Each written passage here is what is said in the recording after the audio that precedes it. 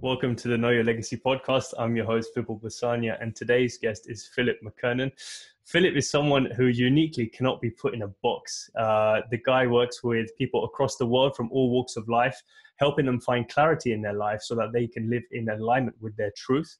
He's also the founder of a speaking platform called One Last Talk, which gives average people like you and me a space to really share our truth without feeling like we're being judged. And also the author of multiple books, despite being dyslexic. So he has an unworldly ability, an intuitive ability to cut through the BS and really see into your soul. And that's something you can only experience if you have the pleasure of seeing him speak live. So Philip, thank you so much for being here. Thanks for having me. I feel a bit overwhelmed by that introduction, quite frankly, but thank you. No problem. I think I understated it heavily because seeing you speak live at Thrive was amazing, because I've seen you speak in London Real. That's where I first came across your work and what you do. But then seeing you speak live, that was a whole different experience, which I really feel that people can't absorb unless they're actually there experiencing it, firsthand. So thank you so much for showing up and taking the time to actually do that as well and being on stage today. Yeah, well, actually, that was a different. Every keynote or every talk I've ever done is different.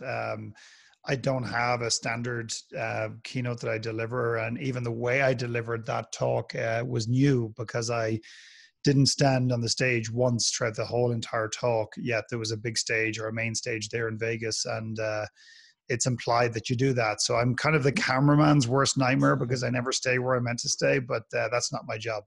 Yeah, no, exactly. Your job is just to share your truth. So it gives people the opportunity to do the same as well. But one thing I actually wanted to get into was people that have seen your work and seen you live. I mean, charismatic and confident is probably two words that I could use to describe you, but it wasn't always that way from the way that you've explained your story. So I want you really to sort of peel the layers back so that people can see what you were like at when you were sort of a teenager, and the insecurities you faced there, because I know you work with a lot of teenagers as well. Yeah, but I don't want to escape one critical point here, and that is that confident and charismatic, I think, is the term used, as it relates to me now. I don't want to imply that that's exactly who I am and that my confidence is 100%, my charisma is 100%, if that's the term. I want to be very clear that I've struggled a lot in that space, particularly with confidence and self-worth, which had a huge effect on me as a young man, as a young boy, as a young man, and continues to play a part in my life. I think that's the point. I think to sit here and pretend it's all gone or it's all eradicated and I'm all fixed or I'm sorted or I've reached a pinnacle or a finish line would be doing you, myself, and your audience a huge injustice. So, I think, I think the starting point in some respects is sitting in the classroom. I remember counting dandruff in the back of the kids' shoulders in front of me, and I shared this at Thrive, first time ever publicly. And it's such a gross story in many ways, and such a story that I'm ashamed of, but I was doing it because I was trying to stay sane, and I was trying to make sure that I wasn't looking at the ground or looking at the teacher, because both would have been obvious. So the dyslexia I had, it wasn't dyslexia because they didn't understand it. It was basically what it represented. It basically made me feel deeply insecure, very stupid. The teachers made a point of pointing that out on a regular basis. So I heard all of these stories, and they were reaffirmed in these affirmations that I wasn't good enough, I wasn't going to amount to anything, and that really I was a bit of a waste of space, quite frankly. So when you hear that enough at any age, it'll start to land. When you hear it at that age, it starts to reaffirm. Now, thankfully, I had a lot of great things going for me at home. My parents were strong. They believed in me in a different way. So it did kind of balance it out a little bit. But yeah, a lot of self-confidence issues. Never, ever, ever in my wildest dreams would I've imagined that I would be a public speaker or that I would do a lot of public facing activities as the work I do. Never occurred to me. That's so hard to believe because of the way that you portray yourself now. But if you can remember going back to that time, what did you think you'd be doing if you thought of yourself coming from that mind frame? What was it that was going through your head at the time? I tried not to think about it because nothing I could come up with would make any sense to me and excite me. So I just, I really didn't have a whole lot of belief. My dad was in sales. My brothers were in sales. So I just assumed that's where I was going to go, even though I didn't want to do that. And I found myself going into sales jobs, trying to sell stuff to people who didn't want stuff. And I just found that was very incongruent with who I was. but I stuck at it. The only thing I can look back with, you know, a degree of pride is that at least I picked products that I was somewhat, you know, had belief in or excitement around. At the time I thought it was passion, but now that I look back, it was just purely excitement, and there's a big difference. But I just never imagined that I would, you know, create a body of work and continue to create work that would actually impact people in a positive way. And a lot of my work, really, if we had to simplify it, is really helping people, you know, avoid the pains, the traps, the insecurity, the suffering that I had, and either eradicate that for them or at least fast track that for them in some capacity. So a lot of my work is helping people find out who they are, what their unique gift is, how they can impact the world, and the byproduct of that is leave a meaningful legacy, but make sure we're living it along the way. And I think a lot of that is driven because I was so disconnected for so long. Yeah, that's an important point you make, Dan. One thing I was going to bring up was one of the quotes that you shared earlier was, your real legacy it's what you give the world, not what you leave it. And I think that was, when I heard that, it was fundamental. And that's what got me to approach you and speak to you about it further, was because I think so many people think of it in the obvious way of, right, I'm going to leave my kids the house, or I'm going to leave some sort of money or a trust or whatever it might be, but we never think of it beyond that. So can you just talk a little bit about what your meaning of legacy is and how people perceive it today and how they should actually be perceiving it? Yeah, I mean, for me, a lot of us think about legacy as something that's forward facing and something that we're going to leave when we die. I believe that we should be living a legacy every day, and the byproduct of that is what the world perceives our legacy to be in the end. A lot of us are living to leave stuff behind for our children, for humanity. And I'm not saying we shouldn't be conscious and thinking about those people and the greater good. But really, I think if we step forward every day and we start considering how we can impact other people and how we can give back to society, I think the byproduct of that is more meaning for ourselves and, you know, a greater message for humanity, and ultimately a greater gift for humanity in the end. I believe that we all have a unique gift in some shape or form, not a talent. So I could be great at creating and writing software, which is a talent, but my gift lies elsewhere. So a lot of us are walking through this earth executing our talent, but not honoring our gift. And our gift tends to be in the more emotional space. Our gift tends to be how we can impact people and help them move the needle emotionally, either feel loved, feel welcomed, believing in them, whatever it happens to be. And sometimes the greatest way of doing that is to share some of our deepest insecurities, our deepest pains. I believe our greatest gift lies right next to our deepest wound, which would tell us a lot about humanity, that a lot of us are struggling in this world to find out what our passions are, what I want to do when I grow up, you know, what am I here to give?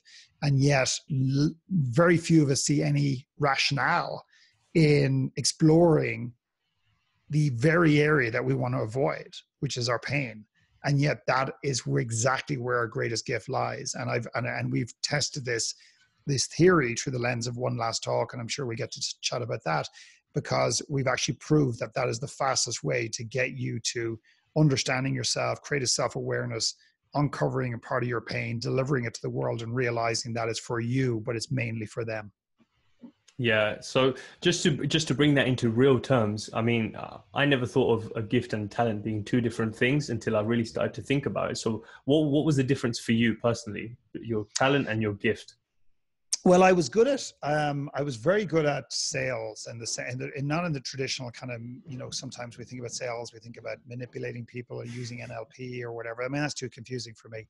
But I was good at sales. I was good with people. I'm not sure it was a talent, but I was very good at getting back to people when I said I'd do something. If I didn't know the answer, so there was a degree of integrity there from what I hear from anybody I ever worked with. And I think when I look at that, that was more in the space of talent. And here's the tricky piece. I don't think it's for us to self-identify or over-self-identify or over-analyze what our gifts are, because they're very spiritual, somewhat intangible things. And I'm not here to just say I have a gift or tell you exactly what it is. But if I have a gift, I do believe it's more in the space of creating a space to allow people to connect with who they are, to believe in them, to create a space for people to believe in themselves, and to create an immense amount of clarity in terms of what they're on this earth to do and how they can go about doing it. And I definitely feel that's in the space of my gift as opposed to just my talent. Yeah, I think that's a big difference there. And one of the other things that I wanted you to get into a little bit was some of the clients who may have faced that struggle, so that people can really start to relate where they might be going wrong. Yeah. So, I mean, I'll just give you one example. It's an older example, but one that I love nonetheless. And it's a story of a gentleman who came to work with me who wanted to build a real estate portfolio and wanted to build a real estate business to create a lot of cash flow and therefore have financial freedom. And the story I told myself for years, which in hindsight is fundamentally flawed, I believe now looking back, is when I make enough money and I have enough financial freedom, then I can go and do what I love. And that is fundamentally flawed in many different levels. Because, really, if you start doing what you love, as cliche and as corny as it might sound, you can eventually find ways to monetize it if you want to. But this client came to me and he had a similar kind of story. And that was, when he makes enough money, then he'll have the freedom to go with whatever the hell he wants to do. And the very first weekend we got there, I'm not a big believer in giving the client or the customer what they want, because what they want and what they need are often radically different things. And I said to him, so you want to build a real estate business? And he goes, yeah. And he says, and I believe you're the guy that's going to help me get there. And I said, cool, brilliant. I'm so excited. Just one quick question before we get going. Why? And he goes, because, he had all the numbers. And one thing to look out for be suspicious about is when these numbers are big, grand numbers, $1 million, $10 million, 50 houses, 100 houses, whatever these numbers are, they tend to be taken out of the air or taken out of our ass. And they don't tend to have a lot of substance behind them, really. So we questioned, he got more and more irritated, which I knew I was onto something. He was getting more and more mad. And he stops me and he goes, Philip, just so you know, I'm here to build my real estate portfolio. You're the guy that's going to coach me to do it. In other words, he was playing the I'm the customer, I'm right cards. And at that point I was to back off. But at this point I was leaning in because I knew I had him here. And I just said, okay, I'll let this go in a minute, but I said, just one quick question. If you didn't do real estate and you did have all this money, what would you do? And he just said, oh, I'd write a bit or whatever. I said, oh, you're a writer. And he goes, no. I've never got paid to write, which is a really interesting statement. And I said, so you write? And he goes, yeah. And then we kept going down that path. And then finally, with pure frustration, he says to me, okay, McKernan, for fuck's sake, he said, okay, all I've ever wanted to do since I was a kid is travel the world and write books. Are you happy now? Can we get back to the real estate stuff? And I said, we ain't talking about real estate today, my friend. We ain't talking about real estate at all today. And he now travels the world and writes books. Is his life perfect? No, I'm sure it's not, because there's no such thing. But that would have laid dormant in him, not because of me. I was just a catalyst, but that is a dream and something that is within him. And that is my goal, is to get after those dreams, those aspirations that lie deep down, that are covered in dust, that don't get realized because we're afraid of what's possible for us, our lives, and how we can impact humanity. See, one of the things that I've taken away from that is really interesting, and you've said this before, is some of the questions that we ask ourselves, or really good questions, in fact, can unlock us in ways that we can't even imagine. So in that capacity, that guy was able to do it because you were there as a catalyst. But I know you also believe that you can do it without a coach. You don't need a coach or a mentor to wait. So what would you say is one question that we're not asking ourselves that we should be, to help sort of unlock and realize that in ourselves? Well, there's one question I love. Well, actually, there's two things here. Number one is, I actually believe that we have so much strength and we are our own greatest gurus. We don't need a guru necessarily in that sense. But I am an advocate at certain stages in life that we need someone to be able to call us on our stuff and to be able to challenge us. I mean, I still believe that. I still do that myself. I go and get, help from other people, because I believe that we're so connected and we're so blinded to what's going on to some extent. But there's two things here. One is that I think one of the most courageous things that we can do as human beings is to question what is perceived to be normal. In other words, let's just say I work in Barclays Bank. I go into London on the tube every single day. I go down 4 blocks. I walk up, 20 sets of stairs. I sit at my office desk. I get paid well. I go out drinking with my group of friends or my colleagues on a Friday evening. I play soccer on a Saturday, whatever it happens to be, or football in your case. And cool. But what would it be like to question, is that really who you are? Is what you're doing professionally igniting you and lighting you up? Or is it actually at some level creating a staleness? Or is it killing you slowly? And I'm not trying to be dramatic, because I actually believe when you go and do something every single day that doesn't nurture you, you may as well be killing you, because it's slowly killing you. And people often say to me, God, you're so courageous. You're so brave. You stand on that stage in front of 1,200 people at Thrive and you speak, or you left the country you love, Ireland, and you flew to Canada and moved there for 8 years. And then just 2 years ago, we moved to the United States. And I used to say, yeah, because my ego wants to accept that. But in actual fact, that wasn't the courage. That was the outcome of courage. The real courage was when I stopped and asked myself the question is, am I really fucking happy? Is this my lot? Is my greatest body of work, my greatest impact in this world still yet to come? There are the questions that are the most humanly courageous questions, I believe, on earth. But it's not the question, it's the ability to answer it and be truthful to self. That's the challenge. And what you do as a result of this, that's just the outcome. But we put way too much credence on the outcome and not enough emphasis on the pre-questioning and the preparation in advance. That's number one. That's the biggest piece of this. But I'm going to give you a question nonetheless. And the question I love most recently is this. What do you know deep down you need to do, but for whatever reason, you're just not ready to do it right now? And I love this question. Like, it took me weeks and months to craft this question. What do you know deep down you need to do, but for whatever reason, you're just not ready to do it? Is that it takes the pressure of you having to execute off the table and gives you the freedom to honor your truth. Because if you think that I'm standing there with a contract, I'm about to record it, your answer, and send it out to everybody for accountability, guaranteed you're not going to answer it truthfully. The same way that we do an exercise called One Last Letter. We ask you to write your one last letter. What are you going to say and who are you going to say it to? And if I say to you, oh, by the way, I'm going to read it on a podcast in London in a couple of weeks' time, you'll be screwed if you're going to write your most authentic version of that because you want to look good. But if you know no one's going to see it, you will go deeper than you've ever imagined before. Yeah, that's an interesting point, because we have the pressure of everyone that's around us, friends, family, society, to put on this front, like we put on these masks every day, like good son, good husband, good worker, whatever it might be. So what I want to ask you is, how do we then go through the process of unmasking one by one? So what I mean is the difference between the heart and the head. So we might hear what the heart is saying, but then the head gets in the way because the logical side, no, I've got kids, I've got work, I've got bills to pay. I can't do that now, I'm too old. Or, I'm about to be due that promotion. Or maybe if I stick it out for one more month and get that paycheck, I need that little bit extra bit of savings. All of these excuses and things that arise, even though we've heard what this place is saying in us. Yeah. And they are excuses to some extent, but I also want to offer this other potential or possibilities that they're genuine things in our brains. They're genuine concerns that we think because we've been given them from our parents, society, whatever.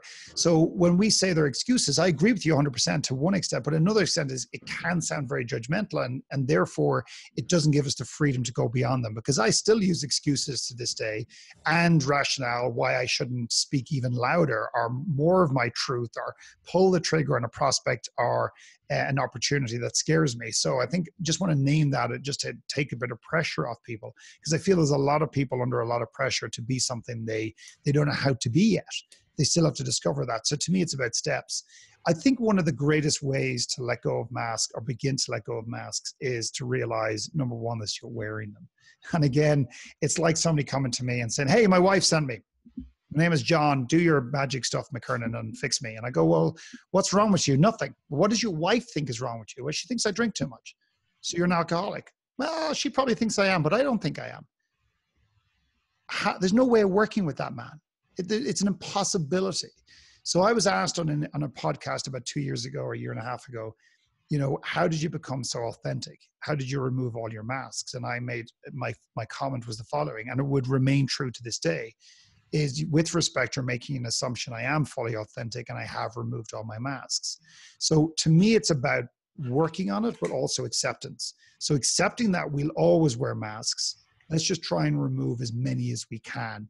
Never, ever, ever create a goal of removing all your masks, because the minute you think you've removed them all, you're screwed, because there's a whole set of masks still on you that you're unaware of. So by accepting that possibility, allows us to feel part of something as a collective as opposed to an individual, and feeling that we have to climb this mountain on our own, number one. Number two is sometimes we need to get in touch with the cost and the pain of something in order for us to shed it and let it go. We need to realize fully that the girl or the guy we've been going out with doesn't have us, our best interests at heart. At Barclays Bank, just the example I used earlier on, that we have to realize that actually I'm not as happy as I thought I was working for that institution. And it's almost the pain of how it's not working has to catch up before we give ourselves permission to let go. So the weight of carrying these masks is enormous, but a lot of us have become so used to the pain and the discomfort and being inauthentic or being out of alignment that we don't even see the need to do anything with it. So I think you're right in saying that we just come to this place of comfort, and we don't realize that we're so uncomfortable. That's become our new level of comfort, and not in the good sense of expanding our comfort zone. I mean, like, I was actually thinking about this on the way home. London, typical. It's raining. I was wearing a blazer, a suit, and I forgot my umbrella. So I was walking home in the rain, and as I was walking, I was listening to music, and I was thinking, hang on, like, my cuffs were showing. So I thought, all right, imagine if this blazer was a bit shorter. And then I was like, well, because my plan is to stand on stage and give my one last talk locally here, and then eventually come on stage with you and speak there. But I was just thinking, I'd like to stand there with a short blazer so it looks stupid, and I just want people to look at it and then say to them, our life is exactly the same as this blazer. We end up wearing something, we know we've outgrown it, but we're not willing to take it off because we've just become used to the discomfort.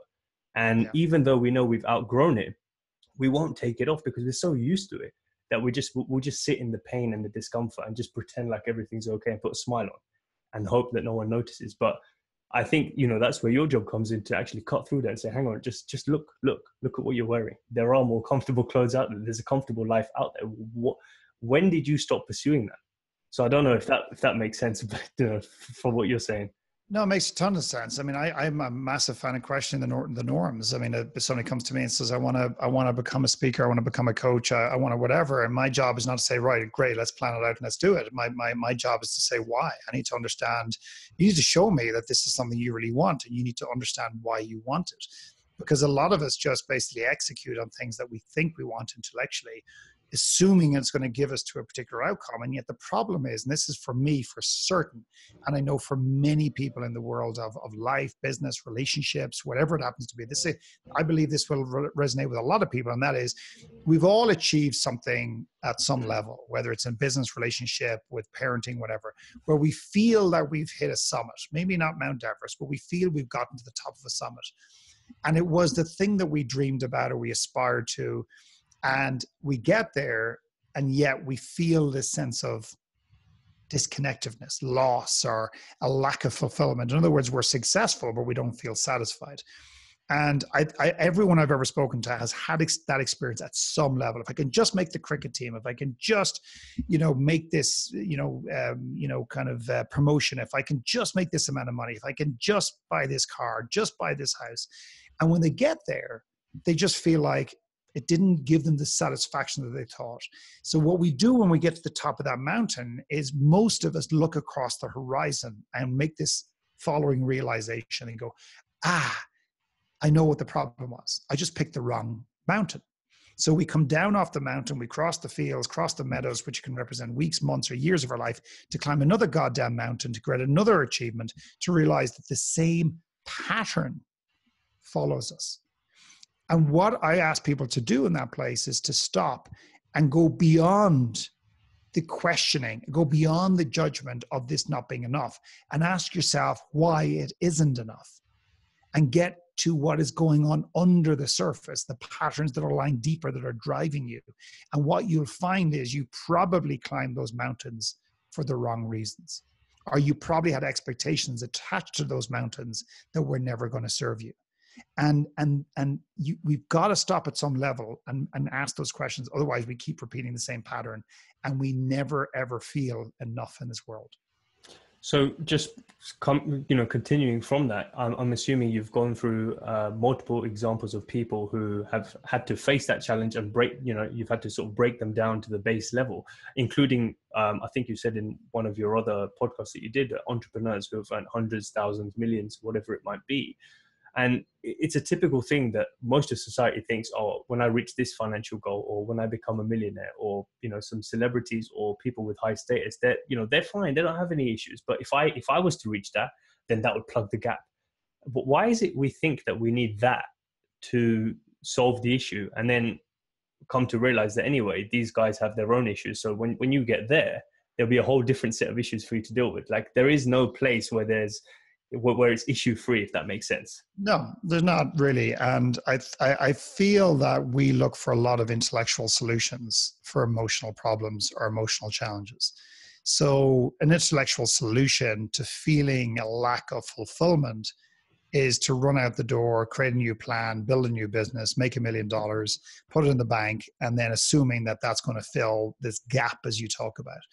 But at the end of the day, no matter who I've worked with, whether it's the CEO of a $5 billion business, and I was on the phone to him 2 weeks ago, whether it's a mom or pop or a guy or a girl who is just out of college and they've realized that actually they just spent the last 5 or 6 years learning something that they didn't really want to learn, how did they now pivot and begin to imagine what's possible for them?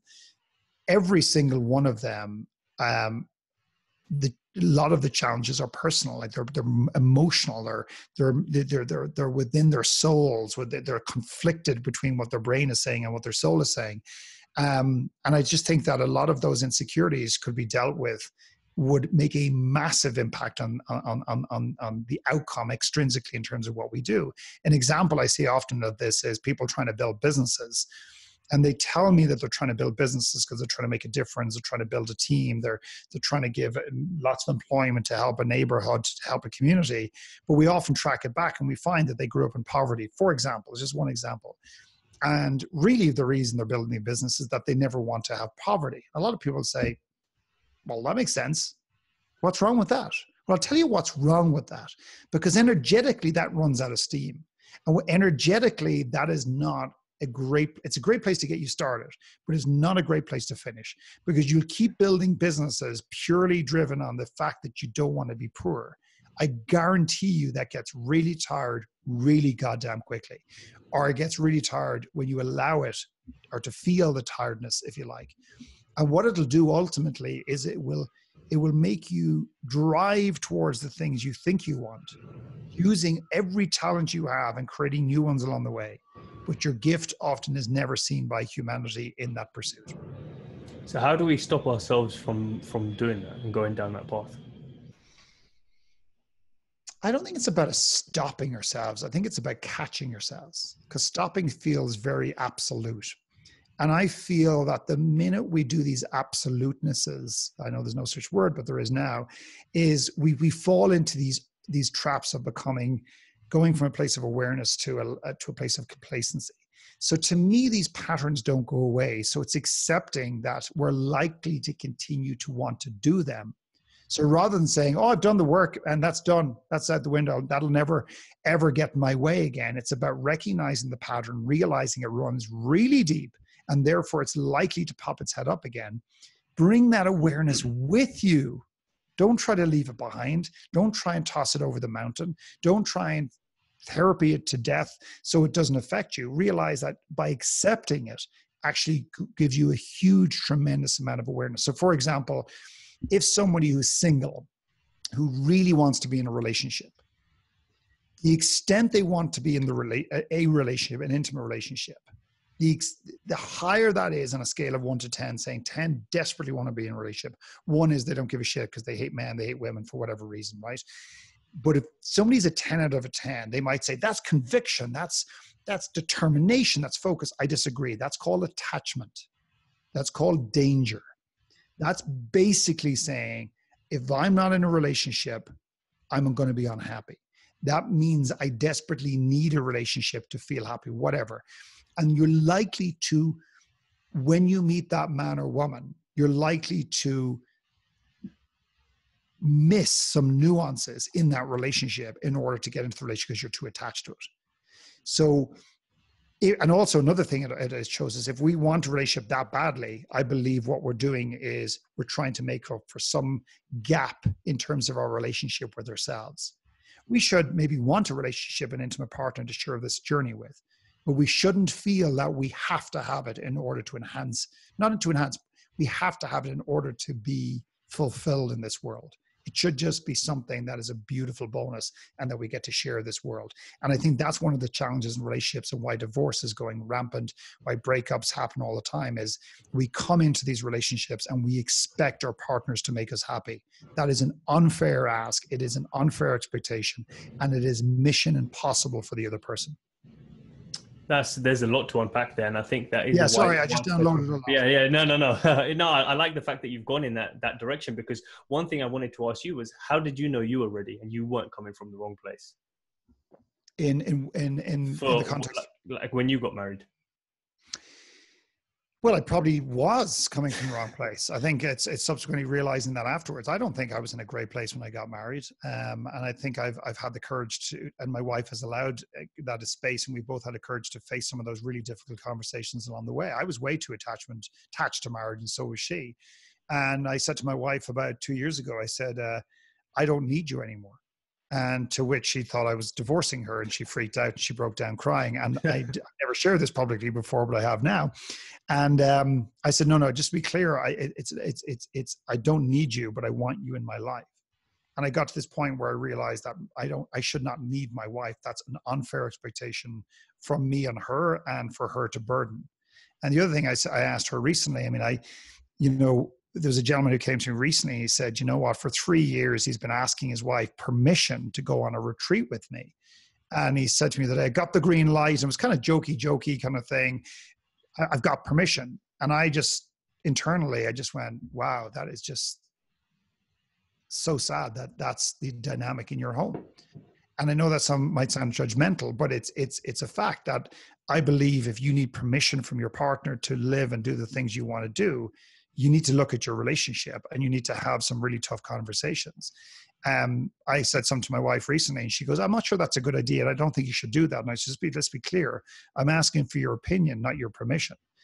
And I feel a lot of relationships are very competitive by nature. If I get to go to Vegas for a weekend, well, my wife should get to go to the Bahamas for a weekend, and this kind of thing. And that's bullshit. It's like, if I need space from me, I need space from me. And she's got to trust and get that to the best of her ability and give me the freedom and the space to do that.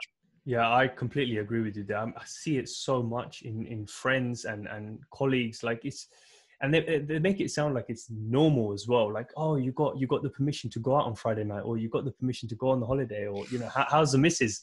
I'm just, in my head, I'm thinking, why do you need permission? I don't understand why you're both not on the same page. That you've got your own life and so does she. You shouldn't have to ask permission for her to spend time with her friends, or for you to spend time with your friend. It doesn't make sense. And as you were talking, I was just thinking, the reason we may do that, and you can tell me, what your opinion is from with the clients you've worked, but the reason we may seek that attachment is because we haven't learned to fully love ourselves. And so the scary gap that we leave inside, we're just urgently searching who can plug it, who can plug the gap, the first person we find, and that's the person we grab.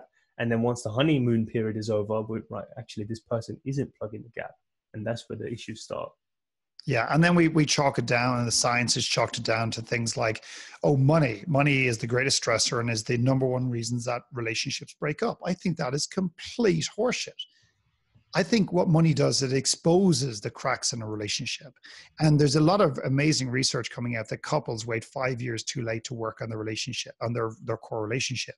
And what appears to be a hairline crack today becomes the Grand Canyon in 5 years. So you're looking across the Grand Canyon, looking at the person saying, I recognize your face, but I have no idea who you are. But here's something's more scary. They don't even know who they are. I believe that we wait 10 or 15 years too late to work on the relationship with ourselves, which in my personal opinion is the most important relationship in the world. Now, some of your listeners may feel that's God or spirituality. That's their opinion. And I respect that if that's what they believe. I believe I come first. And that might sound very selfish, but I actually spend all my life dedicating my existence to helping other people. That is my mission. That is my job on this earth.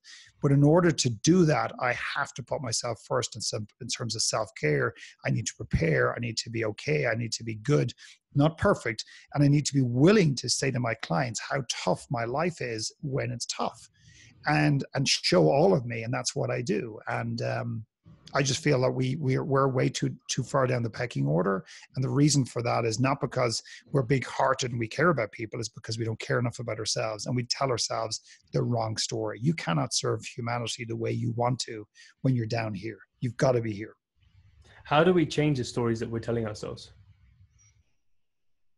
I know I'm going to piss you off eventually, because I keep rather than giving you a solution, I keep naming something else, and that is recognizing the story that we're telling ourselves to begin with. And the minute you do that, the story starts to change. So I mean, I know that sounds really simple. Then you can work on strategically how you can change that story and what's the story you'd like and everything else. But like, it's like me saying, hey, you know that story you're telling yourself about your belief that life and work needs to be hard? And you go, yeah. And I go, well, we're going to change that. And you're going to go, hang on, you didn't ask me, did I want to? And I'm not ready to let it go yet. So I can give you a strategic strategy or 3-step process to change the story. But if you're not willing to change it, or willing to stop and say, actually, holy crap, I do have a story, and begin to realize that the story doesn't serve you. We move way too fast from realization to trying to fix something. And we need to begin to realize, sit with the cost, and then make the change. Because if we don't feel the cost of it, history is going to repeat itself. So for example, something that's pretty close to your homeland is, or where you live, I'm not sure it's your homeland, but where you live, is Ireland. And I grew up in Ireland. So the Celtic Tiger, arguably the greatest economic boom story in modern day history, where Ireland went from one of the poorest countries in Europe, if not one of the poorest, if not the poorest, to the second wealthiest country on earth in a space of something like 10 years, which is a sneeze or a blink of an eye in economic historical terms. And people go, this will never happen again. We will never lose our way, and we will never get this lost from an economic standpoint. They absolutely will. It's already happening. There was a documentary done recently, I think I mentioned this at the event that you were at, where they interviewed all the top CEOs that were running all the top banks at the time of the global meltdown in the States. And they were interviewing a lot of CEOs that had taken over from them. And every single one of them unanimously, when they were asked, you think this is going to happen again? Every single one of them said, yes. They said it might look different. What the tipping points, the bubbles, whatever, could be, the bubble may not be real estate, it could be crypto or whatever. But yes, it's going to happen again. And I believe the reason that these patterns arise within ourselves and society and economically is because we don't take the time to really stop and feel out and connect with the pain and our own part in it. We're too busy blaming the banks, blaming the ECB, blaming Margaret Thatcher, even though she's not even in power. We have to we have to blame somebody. And we don't take the responsibility and say, hang on a second, what was my part in this? Why did I do that? And then that's what real change is about. It's not about thinking that this is never going to happen again. It's about almost expecting it to happen again and informing yourself from a deep awareness, intuitive, intellectual space and say, it's going to happen again because it happened before. Now, if I'm aware of that, I can make better decisions. That's to me is real power. Yeah, I'm glad you brought up about the, going into your intuitive space, because that's what I wanted to touch on next, because, you're well known for being very intuitive with what you do, doing it on the spot and really feeling the energy in the room to decide where you're going to be going next. So let me ask you this, in your opinion, what is intuition? That's a really tough question. Intuition is basically feeling. It's what you're feeling. It's not what you're thinking. So your mind, your thoughts are your mind's voice. Your feelings is your soul's voice. And I feel that is intuition. So it's your gut. So how many times have your listeners, if we all just take a moment and think about when was the last time you ignored your gut, did something despite your gut telling you not to, or your gut telling you to do something, you didn't do it, whatever way you want to look at it, you ignored your gut and you regret it now. somebody, a guy called Oliver from Toronto, he was a client of mine, said very poetically and very beautiful one day, he says, it was a kind of a quote, I'm sorry I ignored my gut, said no one ever. If you really think about it, and somebody says, oh no, hang on a second, McKernan. I trusted my gut once and I did something and it didn't work out. I promise you, if you go back and you break it down systematically, you'll find that it wasn't your gut at all. And I'll give you a real life example of this. There was a lady, and I can give you business ones, I can give you personal ones. I'm going to give you a personal one today. A lady who came to an event with me and shared a story about her husband breaking up and devastating her and ripping her apart in the most dramatic way by cheating on her. And she downloaded the story to everybody before I got in the room, and you could just tell she was dying to tell the story again publicly. And when someone's looking for that type of oxygen and that type of space, I'm always curious about why they're looking for it. And she shared this story and she shared how dramatic it was. And I said, cool. So she was expecting me now to go into sympathy mode, validate her victim role in this. And I just said, just a quick question. Did you see this coming? And she just got so mad with me. She says, of course I didn't come, because she took it all personally. She thought, are you saying I'm stupid? Are you saying that I'm ignorant? I'm thick? I'm whatever. And I just said, hang on a second now. Let's just let the anger go. And my question still stands. I said, you're telling me, because you are smart, which is part of your problem, but you're also intuitive, which you don't fully trust. You're telling me you did not see or feel that this was coming. Her head went down. And at this stage, a lot of people in the room were judging me. They're going, Jesus, you're an asshole. And her head went down and she lifted her head with tears rolling down her face with a combination of anger and sadness and said, I knew it the day I met him. And I knew the day I walked down the aisle. She knew. But here's the problem. She couldn't stop and create the space to allow that truth to emerge because she was so angry, not just at him, but at herself. Because she knew deep down what was going to happen, or some variation of it. She didn't know how it was going to happen, but she knew this guy was going to upset her. And she didn't do anything about it. And the other thing that's really important here, somebody might say, so God, that's the extent of your coaching. Well, trust me, I'm never going to go to your work. Because if all you do is dig up the past and dig up the shit and help people self-identify that they just simply ignore the warning signs, I want more than that. Well, but here's the beautiful thing about it. Now that she's recognized the pattern, now she can do something about it. Because I guarantee you, if she didn't recognize what actually happened, she'd go out and do the same thing again. And the next time she meets a man and starts to fall in love with them, and she's aware that this pattern is there, she can use it as a filter and say, hey, this is my historic past. Is this happening again? As opposed to pretending that didn't happen or she doesn't carry that with her. It's like our relationship to money. If we've got a dysfunctional relationship to money, which most of us do, if we're aware of it and we bring it into every conversation, we bring it into every negotiation from a business standpoint, we can run that filter through or run our thoughts, our feelings through that filter and then make a decision. And then that equips us like we've never been equipped before. So it sounds like in both those examples, I think if the person is, and in her example particularly, if she's a bit more intuitive and trusted herself, yes, then she may not have got herself into that situation. So what I want to ask you is, how do people trust themselves that much more, as broad a question as it is? Well, I'll tell you, there's a great simple question I would love to ask all of your listeners. And that is, if we all just take a step back and just for a second, without answering too fast, and just ask, can you answer yes to this following question? Do you trust yourself implicitly? Do you really, really, really unconditionally trust who you are, your decisions, your ability to navigate this journey called life? And what most people will say, if they're honest, is actually, one is I maybe never even thought about this, because we think about trust extrinsically, like externally. We think about trust as, do I trust the bank manager? Do I trust the babysitter? Do I trust my buddy? Do I trust my girlfriend? Whatever. And yet a lot of us don't think about trust as it relates to ourselves. So again, it's number one is answering that question and being truthful to that question. And then rather than saying, okay, here's the 4 things you can do to build more trust, I go the opposite way. Okay. I go completely the opposite way. because my natural assumption is that you are designed to be clear, to be intuitive, and to trust yourself implicitly. So if you don't, so your answer to that question is no.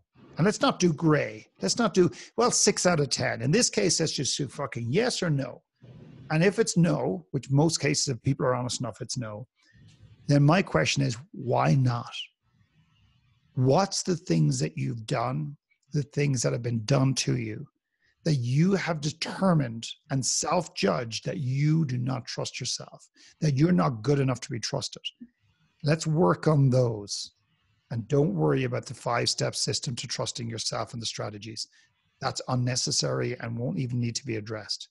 You deal with these things, and I guarantee trust is the byproduct and the outcome of this beautiful, albeit deeper work that we can do in ourselves.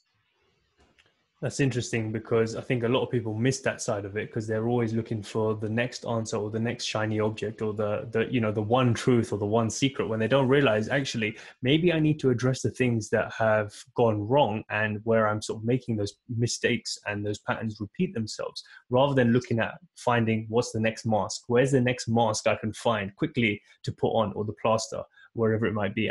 Is that what you've seen with your clients as well? Like they always look for that. I mean, there's a craze. I mean, I'm getting a little bit tired of all of these articles. I saw an article recently, what famous people eat for breakfast, and showed Richard Branson's breakfast and what he eats for breakfast, and it was written in the style of, now I'm not talking about the nutritional value that, for example, say Brian Rose from London Real puts a post out saying he drinks cucumber juice or whatever it is, and energetically this is what it does for him. It lowers his blood sugar and it energizes him and so on and so forth.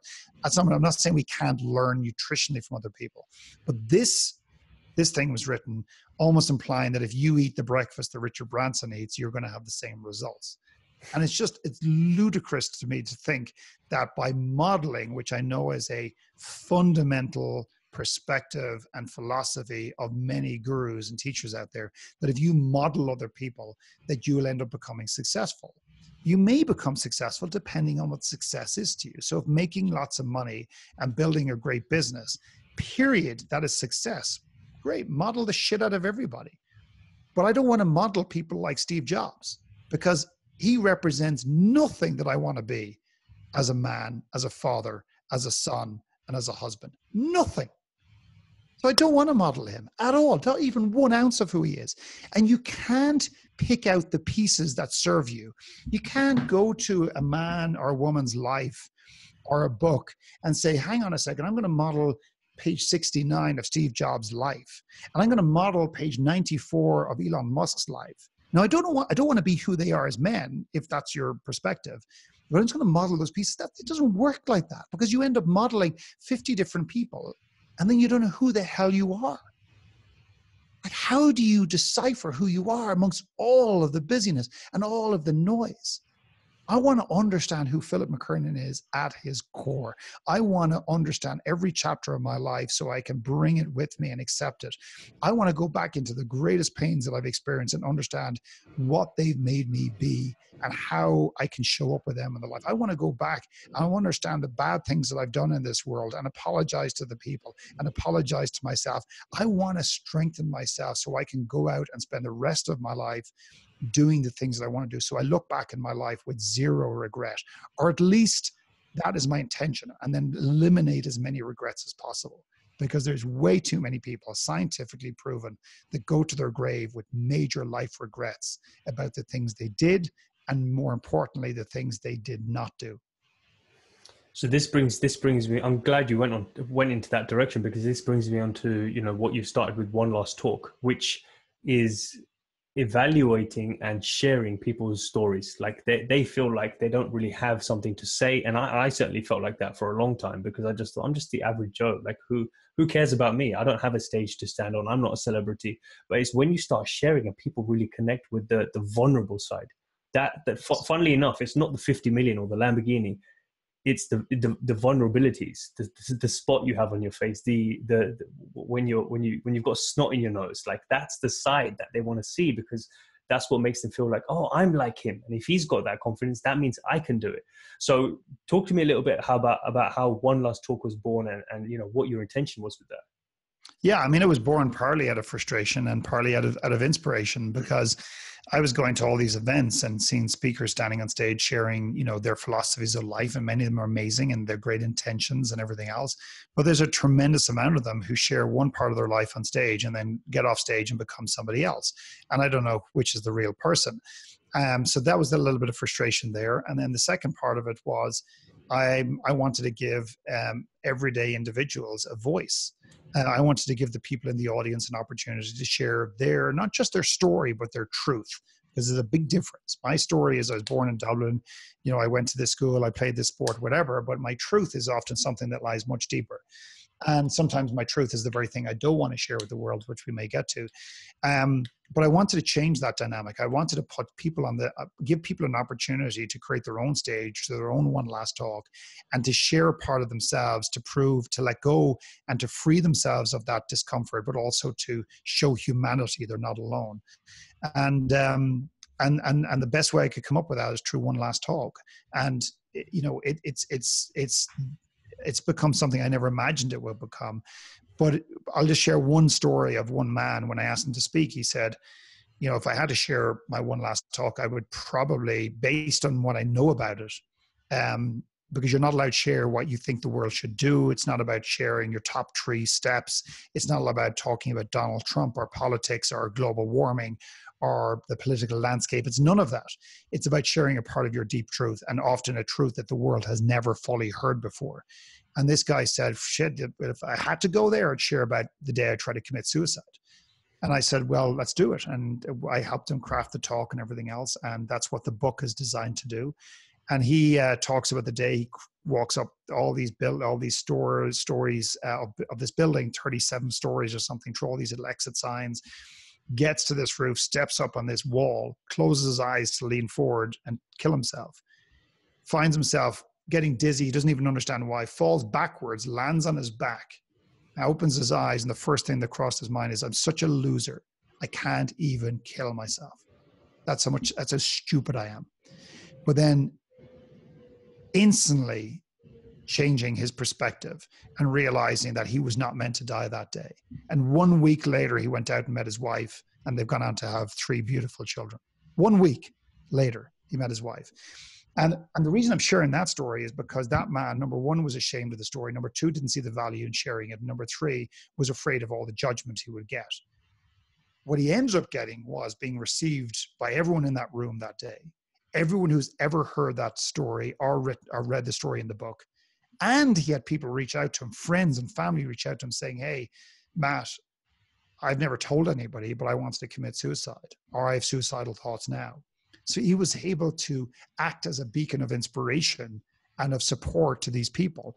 And now looking back, not then looking forward, but now looking back, goes, what if I didn't share my One Last Talk? What if I didn't share the very thing that I wanted to hide from humanity? How would I have not served the greater good as a result of doing that? That's the power of One Last Talk. And that's why I've written the book and created the movement. Yeah, I absolutely love that. And I'm glad I asked about it and you shared that story, because that's exactly the reason why, the message that I put across on Know Your Legacy is because what happens if you don't share it? If you go to the grave and you've taken your gift with you, what have you just deprived the world of? Oh, yeah. Wow. What have you deprived? Excuse me, I had to cut across. I want to say thank you for saying that. It was way more poetic than me. What have you deprived the world? I'm going to take that word because that's the word that's been missing. What are you depriving the world with if you do not share your pain, which arguably is your greatest gift? Sorry to interrupt, but that is beautiful.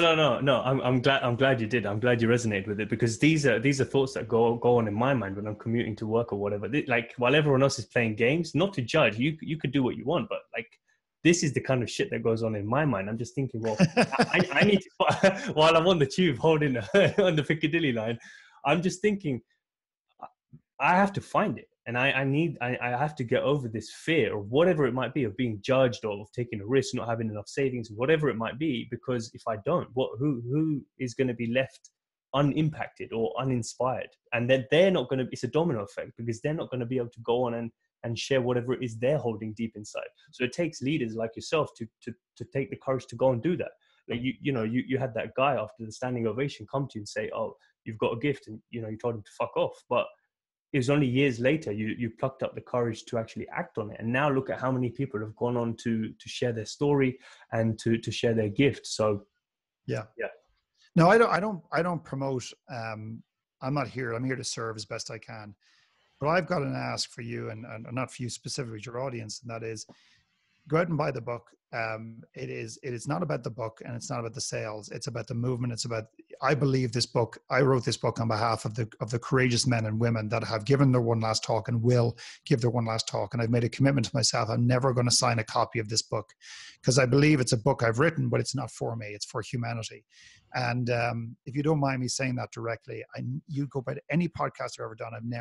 This is too meaningful and too important not to spread the word around. And the book is just a way for anyone in the world to go through the process, to free themselves. And the ask and the invitation at the end is to deliver your one last talk to at least one human being, and then maybe more in the future, but at least one person has to hear your talk before it has the power of being released and then affecting other people and creating that ripple effect.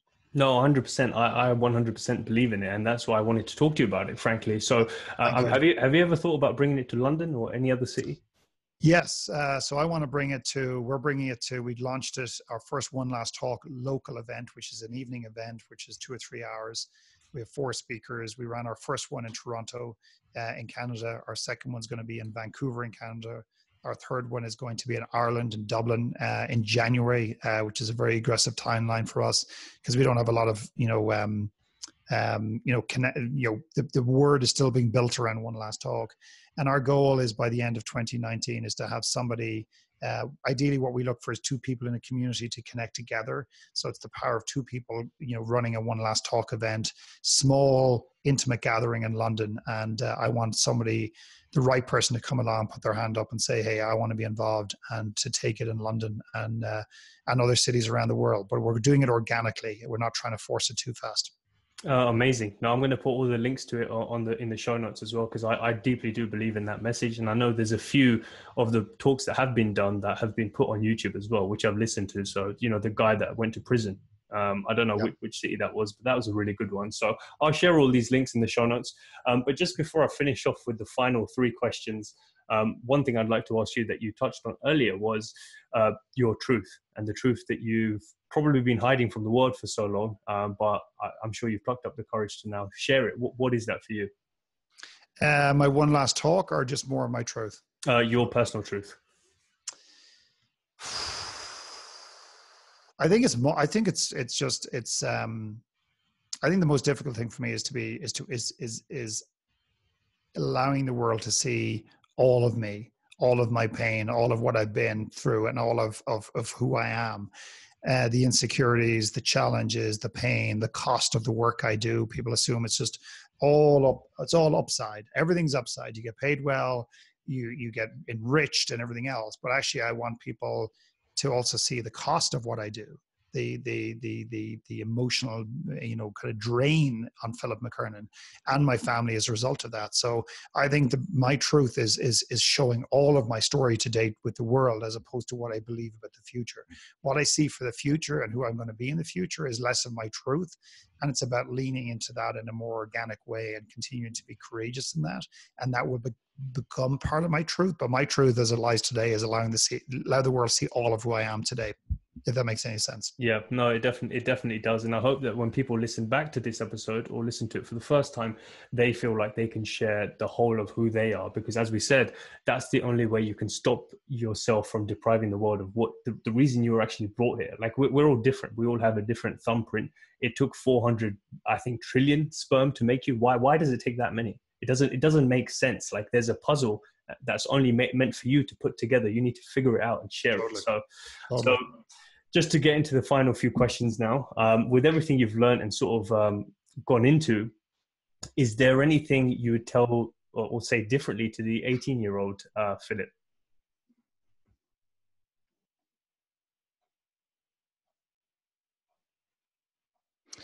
I would say that, you're going to be okay. And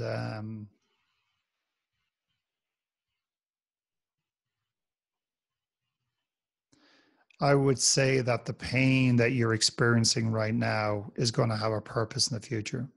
And I wouldn't have said that before because I think this is newer work for me. It's a new body of work. And speaking of body of work, this is another question for your audience, but also as it relates to the question you just asked me, is that I would also say the greatest body of work that you have to give to humanity is still inside of you. And one of the greatest tragedies in the world is when a great artist, musician, painter, speaker, individual dies with their greatest music still inside of them, their greatest piece of art. And if I have my way, that's what One Last Talk is designed to do, is to make sure that doesn't happen. So I would say you're going to be okay, and your pain has a purpose, and that your greatest work is yet to come. And don't freak out about it. Don't chase it. Let it come.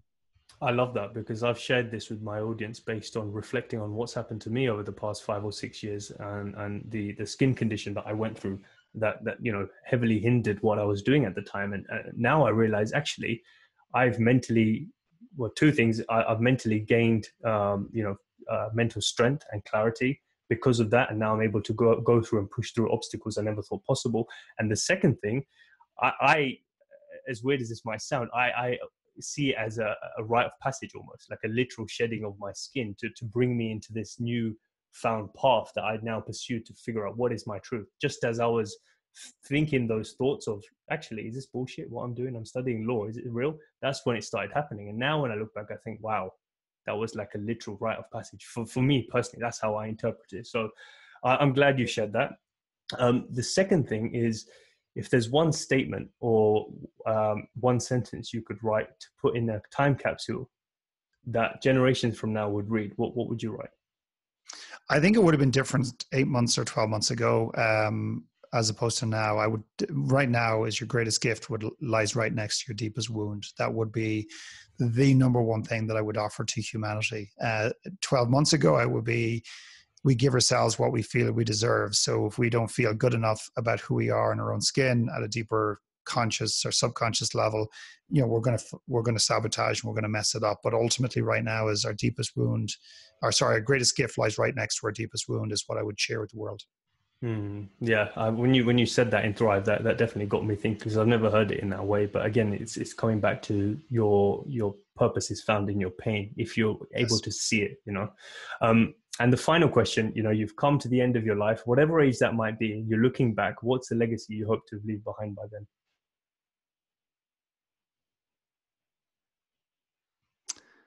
Honestly, it's this one. If it's just one, there could be two or three, but I think one is that my kids know that I love them, and that they know that I may not have done it well or right, but I gave it one fucking hell of a go. And that I my biggest and greatest intention was always to help move humanity and people forward, even though my methodology is sometimes a little bit strange. I love that. No, thank you so much for sharing that, because it just shows that you're not perfect as a parent, as a brother, son. Like you're always trying to work it out.